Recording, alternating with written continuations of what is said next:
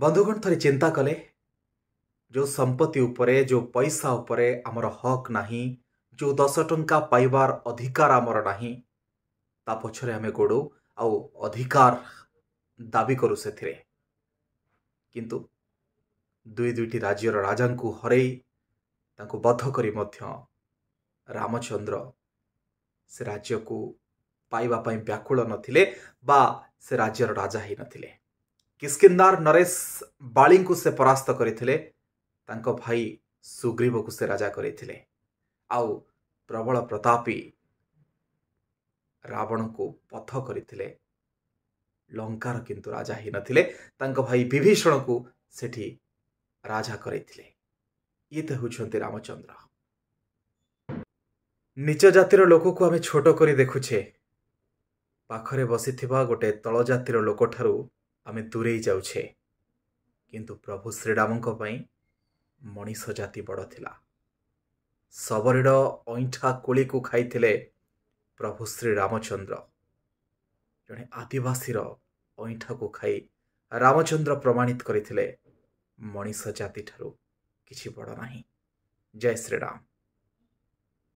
टिके टिके कथारे आमे रागी जाउछे, टिके टिके कथारे आमर धैर्यच्युति घटुछि, टिके टिके कथारे कोप करुछे। आमे थरे चिंता कले जीवन रे अनेक प्रतिकूल परिस्थितिर सामना करिसेंती प्रभु श्री रामचंद्र। निजर पत्नींकर अपहरण बेले भी एकदम शांत चित्तरे आगु को बढ़िथिले प्रभु श्री रामचंद्र। शिवधनु भांगिबा परे परशुराम को कोपर शिकार हिथिले मर्यादा पुरुषोत्तम रामचंद्र। तापरे भी से शांत थिले, तापरे भी से कांत थिले, किंतु आमे टिके टिके कथारे धैर्यच्युति घटे रागी भीषण पंचम ही जाउछे। आमे आ श्रीराम तांको भितर फरक एया। जय श्रीराम। आजिर समय कड़िए दी कड़िए जगह पाई भाई भाई भितर पड़ुनी मारपीट गंडगोल।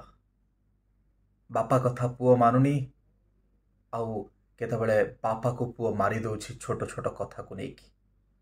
किंतु मर्यादा पुरुषोत्तम रामचंद्र पितृ सत्य पालन पाई 14 वर्ष वनवास चली गले, टिके भी प्रतिवाद करि नथिले।